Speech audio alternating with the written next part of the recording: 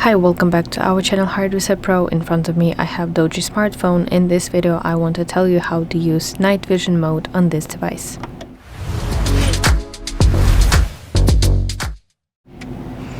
First of all, open camera application on your device, and now let's find night vision mode from the list of options. And when it is activated, your screen will switch to monochrome view, which is basically black and white.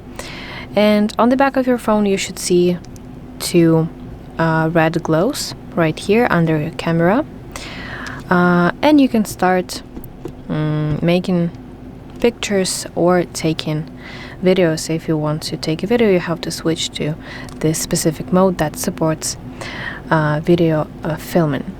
So that is basically it. I really hope that you find this video helpful. If so, please like this video and subscribe to our channel to see more content like this.